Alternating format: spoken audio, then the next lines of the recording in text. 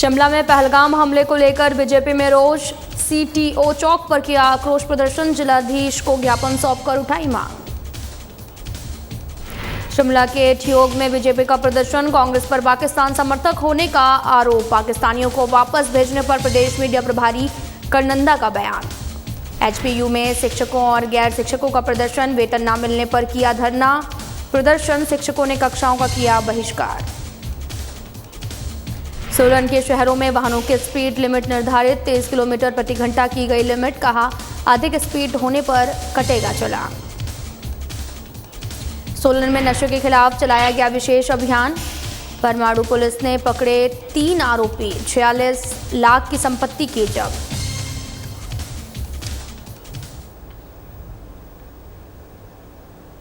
नमस्कार, मैं हूं आपके साथ अंकिता पाल। बुलेटिन की शुरुआत करते हैं। मुख्यमंत्री ठाकुर सुखविंदर सिंह सुक्खू की अध्यक्षता में प्रदेश सचिवालय में मंत्रिमंडल बैठक आयोजित की गई है, जिसमें कई अहम निर्णय लिए गए हैं।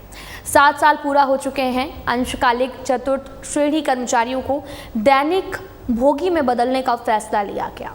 वन जीव विंग को शिमला से धर्मशाला स्थानांतरित किया जाएगा। मंडी के जिला जेल को नेर चौक स्थित नए भवन में स्थानांतरित कर मौजूदा परिसर को महिला कैदियों के लिए खुली जेल में बदला जाएगा। कैबिनेट ने इसके लिए नए पदों की स्वीकृति दी है। राजस्व विभाग के कोर्ट केस प्रोसेसिंग नियम 2025 को मंजूरी दी गई है, जिससे ऑनलाइन याचिका प्रक्रिया संभव होगी। राज्य चयन आयोग को परीक्षा शुल्क तय करने के अधिकार प्राप्त दिए गए हैं। साथ ही चिंतपूर्णी, सरहन और भोटा क्षेत्रों के लिए विकास योजनाएं स्वीकृत की गई हैं। नियुक्ति प्रक्रियाओं के लिए भी दिशा निर्देश तय करके एक कैबिनेट उपसमिति गठित करने का निर्णय भी लिया गया है।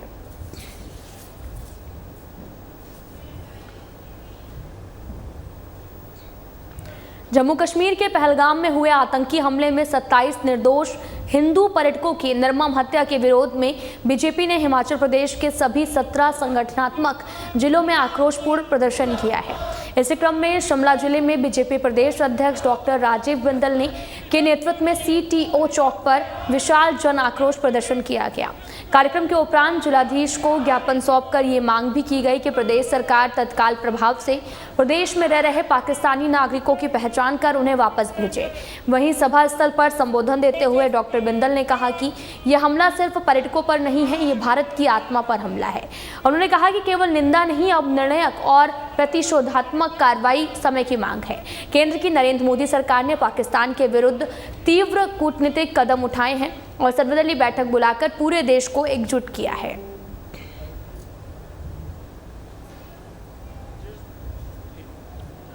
आतंकवादियों ने निर्मम हत्याएं की,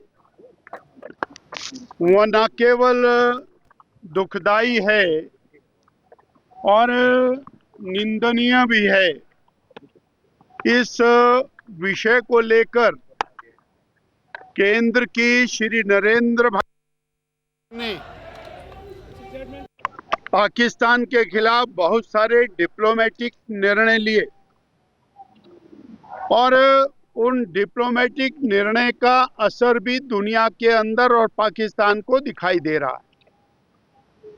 उसमें एक अत्यंत महत्वपूर्ण निर्णय ये था कि पाकिस्तानी नागरिक जो भारत में अधिकृत या अनाधिकृत तौर पर रह रहे हैं, उन्हें तुरंत समय सीमा के अंदर भारत से बाहर निकाला जाए, पाकिस्तान भेजा जाए।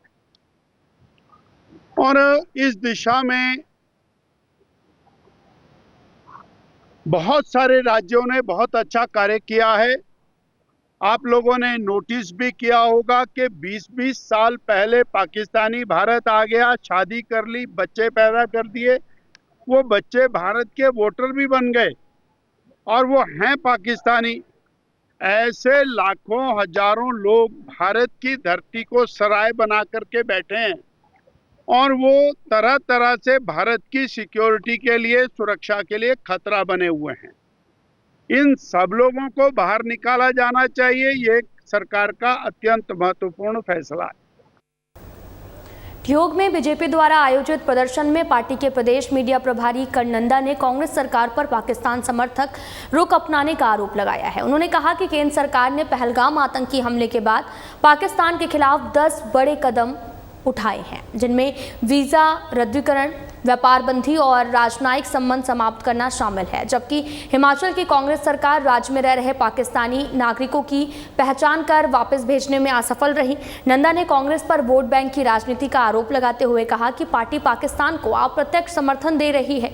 उन्होंने प्रधानमंत्री नरेंद्र मोदी को देश का सुरक्षा कवच बताते हुए कहा कि नया भारत अब आतंक का जवाब बिरयानी से नहीं, गोलियों से देता है। प्रदर्शन की अध्यक्षता बीजेपी जिला अध्यक्ष अरुण फाल्टा ने किया है, जिसमें चेतन बरकटा, राकेश डोगरा, अजय श्याम समेत कई नेता मौजूद रहे। देश भर में पाकिस्तानी नागरिकों को ढूंढा भी जा रहा है, उनको वापस भी भेजा जा रहा है, पर आप केवल मात्र वोट बैंक और तुष्टीकरण की राजनीति को देखते हुए उनको यहां रखने का प्रबंध करके बैठे हैं और आप कुंभकर्ण की नींद सो रहे हैं। और कांग्रेस नेताओं की तो भाषा ही कुछ ऐसी है कि वामपंथी भाषा का इस्तेमाल करते हैं। इनकी अभी CWC की मीटिंग थी जहां मुख्यमंत्री सुखविंदर सिंह सुक्खू गए और वो कांग्रेस वर्किंग कमेटी से जो है वो पाकिस्तान वर्किंग कमेटी बन के रह गई। और वहां के जो एजेंडा है, जो ये ऑल पार्टी मीटिंग में कहते हैं कि हम सरकार का समर्थन करते हैं, वहां पे विपरीत दिशा में चल पड़ते हैं। ये ISI के एजेंट की तरह काम करते हैं, ये पाकिस्तान के एजेंट की तरह काम करते हैं, ये पाकिस्तान के जनरल के इशारों पर काम करते हैं। जब एक सरकटे व्यक्ति की जो है उन्होंने एक पोस्टर जो है वो अपने ट्विटर हैंडल से डाल दिया, वो लाइन एंड लेंथ जो है पाकिस्तान ने दी थी और भारत उसको फॉलो कर रहा है इन कांग्रेस के मुखौटों के बीच में। हिमाचल प्रदेश विश्वविद्यालय शिक्षक कल्याण संघ और गैर शिक्षक संघ के संयुक्त तत्वाधान पर कुलपति कार्यालय के बाहर कर्मचारियों को वेतन न मिलने पर धरना हुआ है। विश्वविद्यालय के शिक्षकों ने कक्षाओं का बहिष्कार किया और इस अवसर पर कुलपति कार्यालय में समस्त कर्मचारियों ने वर्ग रोष स्वरूप जोरदार नारेबाजी की। विश्वविद्यालय के वेतन, एजुकेशन सेक्रेटरी और डायरेक्टर हायर एजुकेशन की असंवेदनशीलता के कारण हुआ है। वेतन की फाइल 10 दिन तक शिक्षा सचिव के टेबल पर पड़ी रही, लेकिन साइन नहीं की गई। देरी का क्या कारण हुआ, इसकी जांच होनी चाहिए। वहीं धरना प्रदर्शन में ये भी कहा गया कि सरकार की ओर से हर महीने विश्वविद्यालय की अनुदान राशि जारी हो रही है, जो कि पहले तिमाही की जाती थी। अब विश्वविद्यालय को हर महीने सरकार के पास कटोरा लेकर जाना पड़ रहा है, जबकि हिमाचल प्रदेश विश्वविद्यालय स्टेट यूनिवर्सिटी है और यहाँ पर के वेतन की जिम्मेदारी जो है वो प्रदेश सरकार की है। ना तो इस विश्वविद्यालय में रजिस्ट्रार है, जिसके कारण फाइलों का ढेर लगा हुआ है और विश्वविद्यालय की गति को ग्रहण कर लिया गया है, जिसके चलते 3 घंटे तक जोरदार विरोध प्रदर्शन किया गया।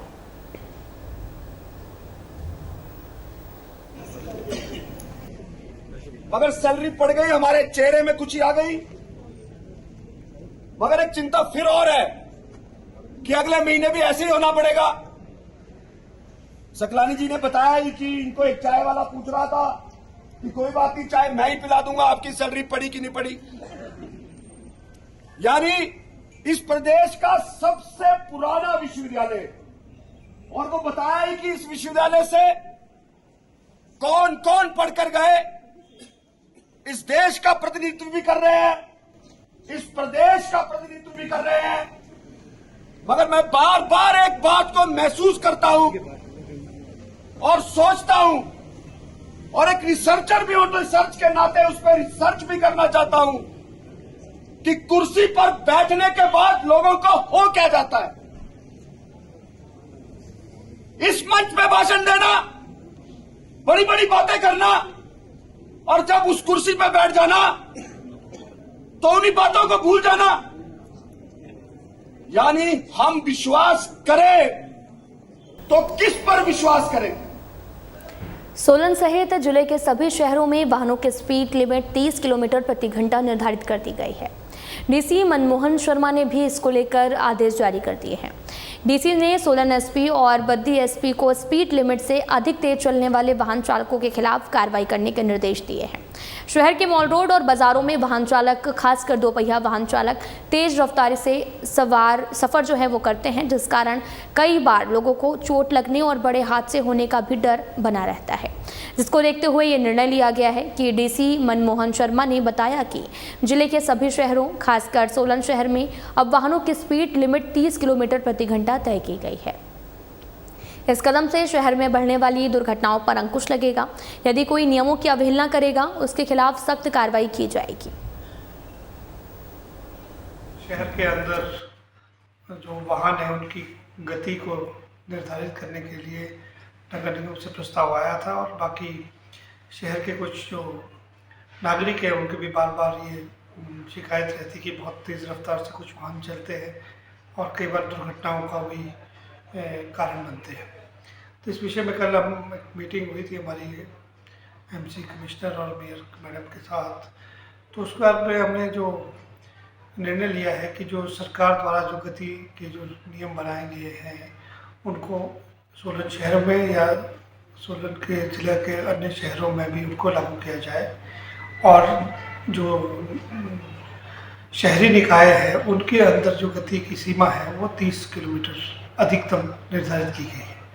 तो इसके बारे में एसपी सोलन और एसपी बद्दी और अन्य अधिकारियों को हमने निर्देश दिए हैं कि इनकी पालना करें। साथ ही मैं नगर निगम को ये भी सुझाव दिया है कि वो इस आशय के साइन बोर्ड सड़क पर लगाएं ताकि जो वाहन चालक है उनको एक तरह की वार्निंग मिल जाए।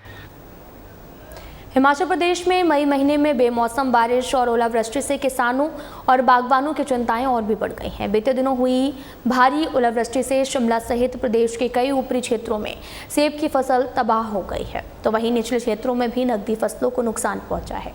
ऐसे में ठियोग से कांग्रेस विधायक कुलदीप राठौर ने अपनी सरकार से भी मांग की है कि किसानों बागबानों को नुकसान का उचित मुआवजा दिया जाए।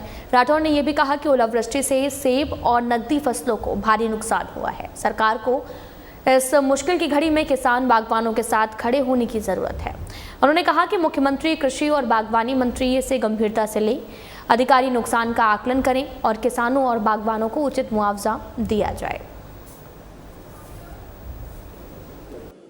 आप देख रहे हैं कि पिछले कुछ समय से हिमाचल प्रदेश में मौसम ठीक नहीं चल रहा है,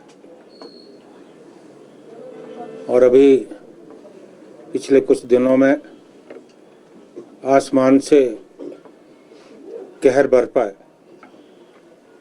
जिस ढंग से